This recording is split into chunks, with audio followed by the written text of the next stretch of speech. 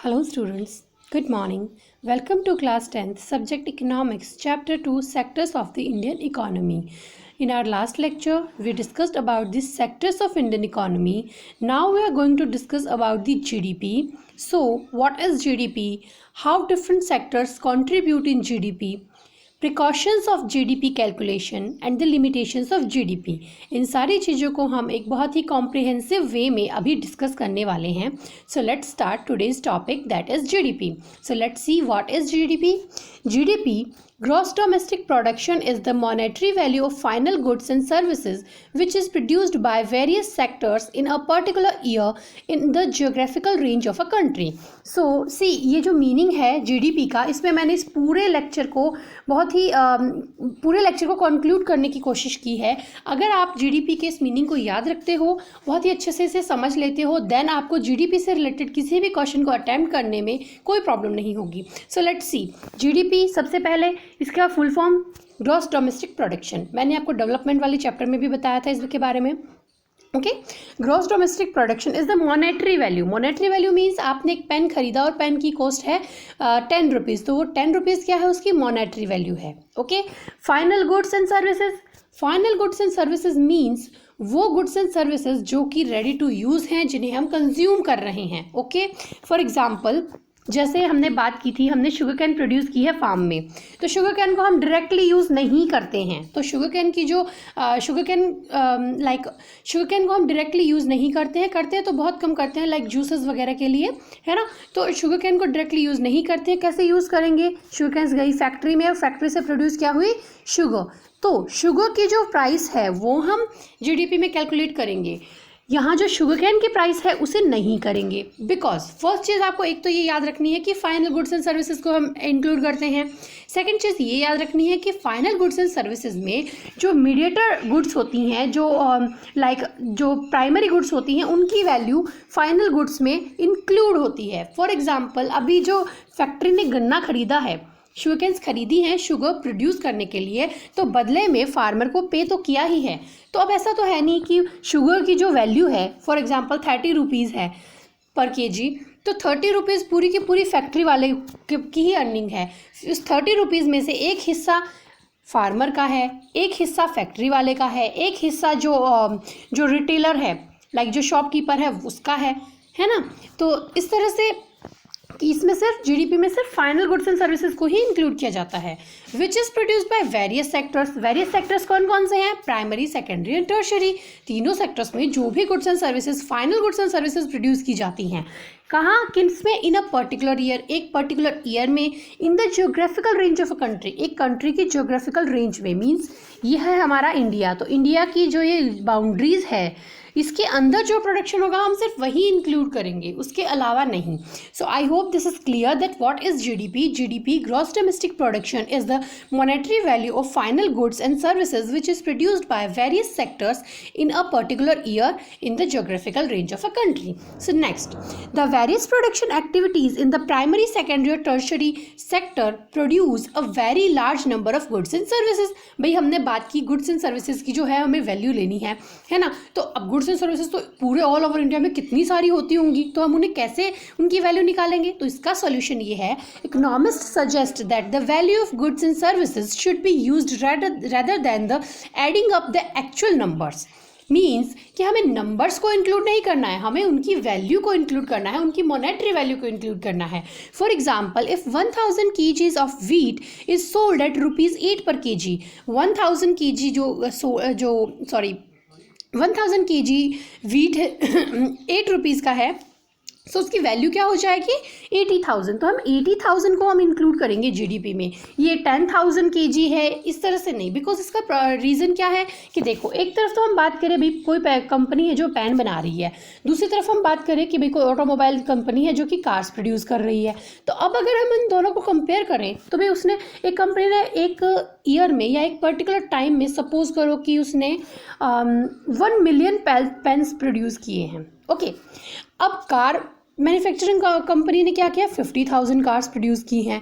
तो अब अगर हम यहाँ कंपेयर करें कि यहाँ 1 मिलियन है और यहाँ 50,000 है, तो इस हिसाब से तो हम देखेंगे ना कि जीडीपी ज़्यादा हुई किसकी? पेन कंपनी की, उसने ज़्यादा प्रोडक्शन किया है.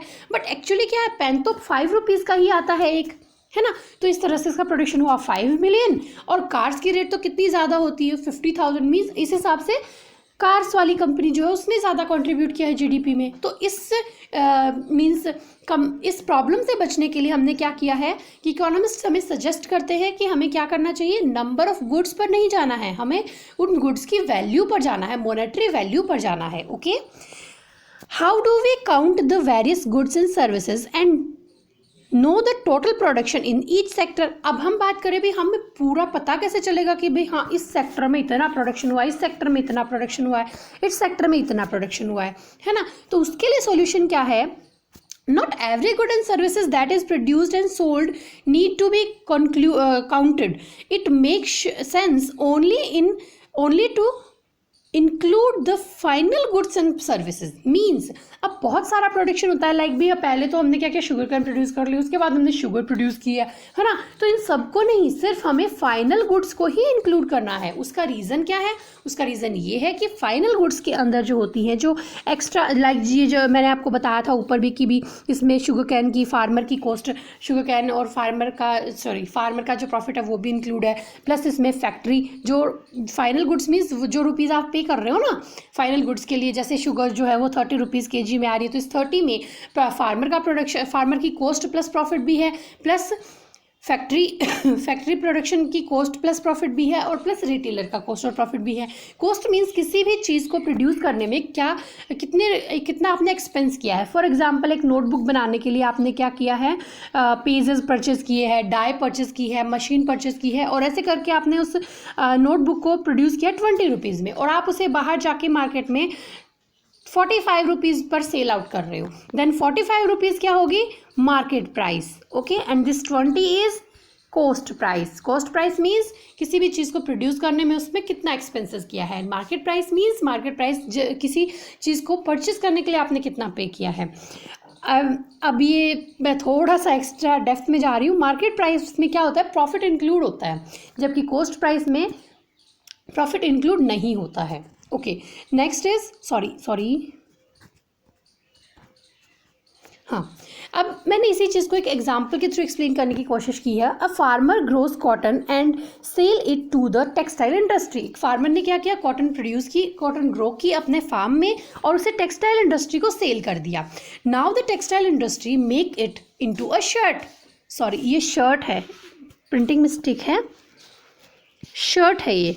टेक्सटाइल इंडस्ट्री ने क्या किया, शर्ट बना ली, एड्स बटन एंड थ्रेड, उसमें क्या किया, बटन लगा दिए, धागे वगैरह लगा के शर्ट बना ली, and sell it on a high rate, और उसे एक हाई रेट पर सेल कर दिया, लाइक, है ना। तो अब देखिए इस शर्ट में क्या है, कॉटन फार्मर है। शर्ट बनाने से पहले अब देखो, फार्मर ने पहले कॉटन प्रोड्यूस की, फिर उसने फैक्ट्री को सेल किया, फैक्ट्री ने क्या किया, उसे उसकी कॉस्ट दी, रुपीज़ दे दिए उसके, भाई उसने जितना मांगा, लाइक उसने जितना कोट किया उतना दिया। अब फैक्ट्री ने क्या किया, इसमें कुछ ऐड किया, इस रॉ मटेरियल में क्या क्या ऐड किया, धागे लगाए, बटन लगाए, और उसको लाइक डिज़ाइन करके एक अच्छी सी शर्ट बना ली, है ना। अब शर्ट बना ली तो अब इस शर्ट को उसने सेल कर दी। ओके, तो इस चीज़ में हम देखो, goods that are used up to produce sorry for the fumble. Goods that are used up to producing final goods and services are known as intermediate goods. Okay, like in the above example, the button and thread are the intermediate goods. Okay, तो हम किसी भी product को final product तक लेकर आने के लिए बीच में उसमें कुछ इंटरमीडिएट गुड्स की ज़रूरत पड़ती है, कुछ एक्स्ट्रा हम जो उसमें इंक्लूड करते हैं। जैसे इस एग्जांपल में क्या किया था, बटन्स इंक्लूड किए थे, प्लस धागा सिलाई के लिए, है ना। तो ये सब क्या है, इंटरमीडिएट गुड्स है, और हम सिर्फ फाइनल जो गुड्स है उसी की वैल्यू को हम इंक्लूड करते हैं, किसमें, जीडीपी में। क्यों करते हैं, क्योंकि फाइनल गुड्स में ये सब की कॉस्ट शामिल होती है, सब की वैल्यू को इंक्लूड कर दिया जाता है पहले ही। ओके, सो यही मैंने यहाँ लिखा है, the value of final goods already include the value of all the intermediate goods that are use to making the final goods. Final goods को बनाने में जितनी भी एक्स्ट्रा इंटरमीडिएट गुड्स की ज़रूरत पड़ी है, उन सब की कॉस्ट किस में शामिल होती है, फाइनल गुड्स में। GDP also includes the production which is produced by foreign companies in India because foreign companies invest capital in India, provide livelihood to Indians. अब देखिए, जैसे ये अपनी इंडिया है, हमने बात की कि हम क्या करते हैं, जोग्राफिकल रेंज को में जो भी प्रोडक्शन हो रहा है सिर्फ उसी को इंक्लूड कर रहे हैं। चलो इसमें इंडियंस रह रहे हैं, बट यहाँ एप्पल की कंपनी भी है ना। तो एप्पल की कंपनी क्या कर रही है, वो भी कुछ प्रोडक्शन कर रही है। तो अब देखिए, अब फॉरेन कंपनीज यहाँ आती हैं तो वो अपने साथ फॉरेन कैपिटल लेकर आती है, अपनी कैपिटल खुद लेकर आती है, बट वो वहाँ से काम करने के लिए लोग नहीं लेकर आती हैं। बहुत ही कम जो मीन्स CEOs या फिर बहुत ही हाई पोस्ट पर होते हैं वही लोग होते हैं जो कि कंट्री के बाहर से ही उसे ऑपरेट करते हैं। तो यहाँ उन्होंने क्या किया, यहाँ उन्होंने बिल्डिंग बनाई, तो यहाँ के इंडियन रिसोर्सेज को उन्होंने काम में लिया है। प्लस बिल्डिंग बनाने में लेबर की ज़रूरत थी, वो भी सारे इंडियंस हैं, प्लस वहाँ जो सर्विस दे रहे हैं वो भी सारे इंडियंस हैं, है ना। तो उन्होंने क्या किया ना, अपने इंडिया में आकर उन्होंने क्या किया, कंपनी लगाई अपनी और प्रोडक्शन स्टार्ट किया। तो उससे क्या किया, कैपिटल उनकी थी, फॉरेन कंपनी की कैपिटल थी, बट इंडिया में क्या हुआ, इंडिया में प्रोडक्शन साइकिल बना है, लाइक इनकम साइकिल जनरेट हुआ है, लोगों को रोज़गार मिला है इससे और ज़्यादा, है ना, लाइवलीहुड का मीन प्रोवाइड किया है। तो इस चीज़ को भी वो हम शामिल करते हैं किसमें, GDP में। वो क्यों शामिल करते हैं, वो इसीलिए शामिल करते हैं बिकॉज वो अपनी कैपिटल तो बाहर से लेकर आ रही हैं, बट कैपिटल के अलावा जो भी रिसोर्सेज उसे चाहिए, चाहे वो नेचुरल रिसोर्सेज हो या ह्यूमन रिसोर्सेज हो, वो सब इंडियंस से प्रोवाइड कर रहे हैं और उससे इंडियंस की इनकम जनरेट हो रही है। Next, calculation of GDP. The value of final goods and services produced in each sector during a particular year provides the total production of the sector of the year. Okay, अब तीनों sectors जो हैं, primary, secondary और tertiary, इन तीनों का हम क्या करेंगे, टोटल करेंगे, किसके लिए, GDP के लिए। And the sum of production in the 3 sectors given gross domestic production of a country. Okay, हमने तीनों का टोटल कर लिया, primary sector, secondary sector, tertiary sector में जितना भी प्रोडक्शन हुआ था फाइनल गुड्स एंड सर्विसेज का, उसे हमने ऐड कर लिया। तो क्या आ गया हमारा, gross domestic production, which is GDP। It is the value of all final goods and services produced with in a country during a particular year. Okay, हमने बात की थी फाइनल गुड्स एंड सर्विसेज को इंक्लूड करते हैं, तो हाँ भाई ये फाइनल गुड्स एंड सर्विसेज ही हैं। GDP shows how big the economy is, means GDP जितनी बड़ी होगी उसी से पता चलेगा कि आपकी इकोनॉमी कितनी बड़ी है, उसमें इनकम का कितनी इनकम जनरेट हो रही है। In India the task of measuring GDP is undertaken by central government ministry. अब ये इतना जो टफ काम है वो सेंट्रल गवर्नमेंट ऑफ जो अपनी सेंट्रल गवर्नमेंट है वही इसको मीन्स कैलकुलेट करती है। This ministry with the help of various government departments of all the Indian states and union territories collect information relating the total volume of goods and services and their price and then estimate the GDP। तो वो क्या करती है, वो अपने बहुत से जो स्टेट्स हैं, अपने इंडियन स्टेट्स और यूनियन टेरिटरीज जो हैं, उन सब से वो क्या करती है, total volume of goods and services और उनकी प्राइस को इंक्लूड करती है, प्राइस लेती है और उसके बाद GDP को एस्टिमेट करती है। एस्टिमेट का मतलब GDP कैलकुलेट करती है या GDP का अनुमान लगाती है कि कितनी है। अब देखिए हमने कितने टाइम से बात कर रहे हैं GDP।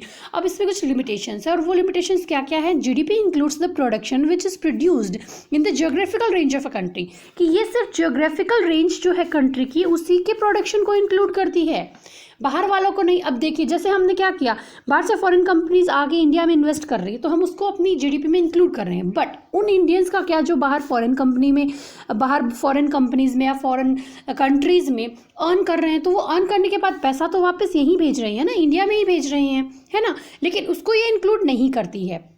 इसके बारे में नेक्स्ट हम बात करेंगे आगे, जब हम डेप्थ में पढ़ेंगे या फिर 11th में जब आप कॉमर्स लोगे तब हम बात करेंगे GNP के बारे में, तब इन सबको हम इंक्लूड करते हैं। ओके, सो नेक्स्ट, वैसे मैंने इसके बारे में आपको थोड़ा सा इंट्रोडक्शन डेवलपमेंट में भी दिया है।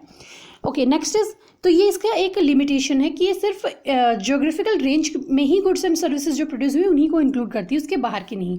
But there are many Indians who live and earn in foreign countries, they bring foreign currency in India but GDP not include them. Okay, यही चीज़ मैंने आपको कहा। इसकी लिमिटेशन क्या है कि इसमें सिर्फ जियोग्राफिकल रेंज को इंक्लूड किया जाता है, फॉरेनर्स जो बाहर रह रहे हैं उनको नहीं किया जाता। तो this is a kind of limitation of GDP। Now GDP का जो टॉपिक है वो कंप्लीट हुआ और उससे जो इंपॉर्टेंट क्वेश्चंस जो बनते हैं जो अब तक आपके एग्जाम में आ चुके हैं, मैंने वो कुछ यहाँ 4 मेंशन किए हैं। The very first is what is GDP। I hope आपको क्लियर होगा।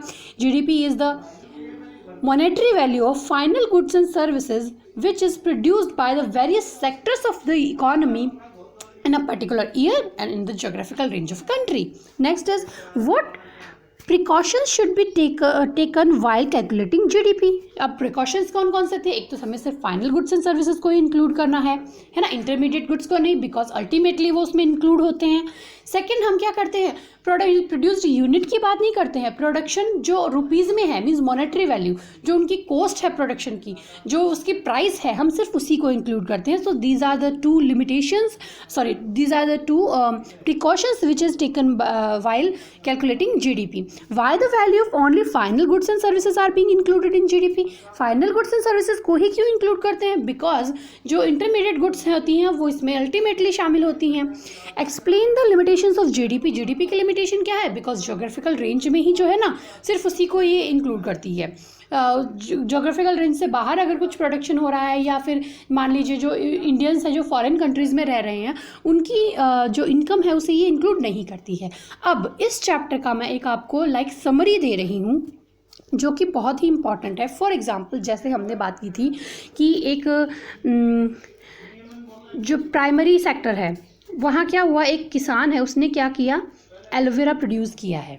ओके, अब उसने क्या किया, अब एलोवेरा को हम डायरेक्टली यूज़ नहीं कर सकते हैं, तो उसने क्या किया, फैक्ट्री लाइक किसी फैक्ट्री को दे दिया, या फिर हम ये बात करें कि पतंजलि को दे दिया।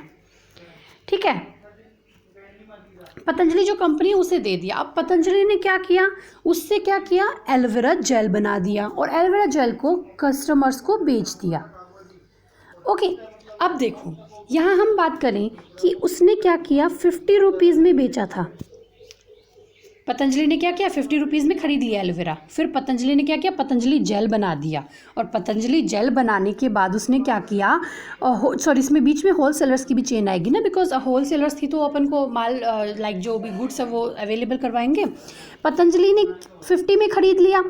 अब पतंजलि ने क्या किया, 80 रुपीज़ में एलोवेरा जेल होलसेलर्स को सेल कर दिया। अब होलसेलर्स ने क्या किया, 100 रुपीज़ लिया हमसे, 100 रुपीज़ में कंज्यूमर्स को कंज्यूम करने के लिए दे दिया। तो अब देखो अगर हम इनका टोटल करते हैं तो देखो 100 प्लस 80 180, 180 प्लस 50 क्या आएगा, 230, मीन्स 230 रुपीज़ हुआ हमारा टोटल प्रोडक्शन, है ना। जबकि एक्चुअल में क्या हुआ है हम वो देखते हैं। अब 50 रुपीज़ एलोवेरा जेल, बदले में 50 मिला। अब उसने क्या किया, 80 रुपीज़ में पतंजलि ने सेल किया, तो पतंजलि का प्रॉफिट कितना हुआ भाई, 50 में तो उसने खरीदा ही था, तो इसलिए उसका प्रॉफिट क्या हुआ, 80 माइनस 50 जो क्या है 30 रुपीज़ कमा लिए पतंजलि ने। अब 100 रुपीज़ में क्या किया, 100 रुपीज़ में होलसेलर ने सेल किया है, तो 100 रुपीज़ अर्न करने के लिए उसने पहले 80 पे किए होंगे ना, खरीदा है तो बदले में पे तो करेगा, तो यहाँ प्रॉफिट कितना हुआ 20 का। तो अब हम टोटल करें तो ये आया 100, और 100 रुपीज़ में ही कस्टमर इसे प्रोड्यूस कर रहा है, कस्टमर इसे कंज्यूम कर रहा है। तो ये है, इसीलिए हम क्या करते हैं ना, सिर्फ फाइनल गुड्स एंड सर्विसेज को इंक्लूड करते हैं। जो इंटरमीडिएट गुड्स की जो वैल्यू होती है वो इसमें ऑलरेडी इंक्लूड होती है। अब देखो एक तरफ तो हम इसको ऐड किए जा रहे हैं, एडिंग बार बार ऐड किए जा रहे हैं, तो कपल ऑफ एडिंग्स हम कर रहे हैं, तो इससे जो सही जो हमारा जो एक्यूरेसी है वो नहीं आती है। उसके अकॉर्डिंग तो 230 आ रही है, जबकि एक्चुअल में तो प्रोडक्शन 100 रुपीज़ का ही हुआ है ना। तो ये जो ओवर एडिंग है इससे बचने के लिए हम जीडीपी में सिर्फ फाइनल गुड्स एंड सर्विसेज को ही इंक्लूड करते हैं। So that's it for today. आपको क्या करना है, your home assignment is do these questions and write these notes in your fair notebook plus solve these questions. आपको कहीं भी कोई भी प्रॉब्लम हो, if you have any kind of doubt then you can call me, you can contact me और you can ask me. Okay, so that's it for today. Good luck, bye bye.